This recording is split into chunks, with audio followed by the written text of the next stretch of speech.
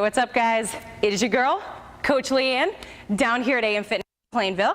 Today I'm bringing you a sneak peek into our upcoming training phase. The exercise we're going to be talking about is called an alternating skier swing.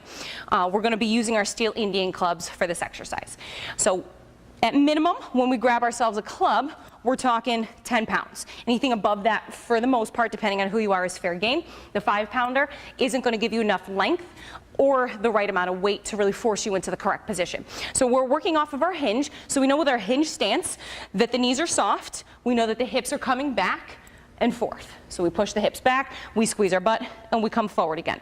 So hamstrings and glutes are going to be the main activator in this exercise. That's what we should be feeling more than anything else. We know that because there's no level change with our hips, that the hips are doing the work, right? We're here to here, squeezing our butt as hard as we can. When we're coming up, again, focusing on pushing the hips forward more so than trying to think about lifting the chest when we're coming up, because it's going to put a lot of pressure on our back that we're not looking for. So when we get ourselves set up, we're going to think along the lines of a kettlebell swing, because the idea is the same. The weight's going to be in front of us. It's going to have a pendulum effect. So when we start with it, clubs in front, thumbs should be facing down toward the weight. I'm grabbing right on top of the ball. Feet are about like 12 or so inches away, so we have that good starting lineup. So from the weight to my hand up to my shoulder should be a straight line. I'm going to hike it back and then start with my swing.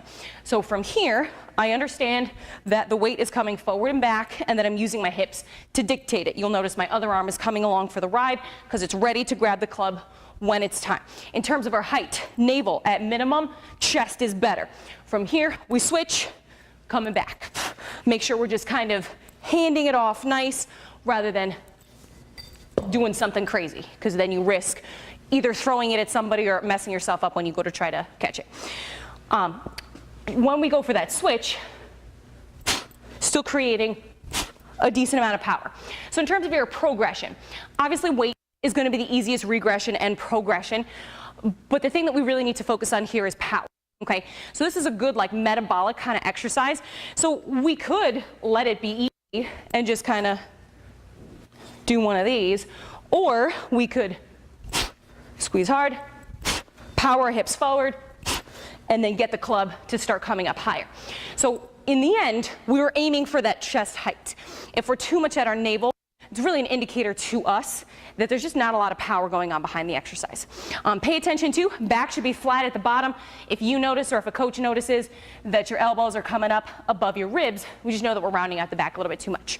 Pay attention to feet, that when we're hiking the club back, because it's going to stay mostly underneath our shoulders, it's in tight to us. So if our legs are too wide, if I go to swing the club, I'm going to hit myself in the knee. They don't have to be touching, they just need to be nice and close, all right? So if you have any questions, feel free to ask any one of your coaches and expect to see this exercise in your upcoming training phase.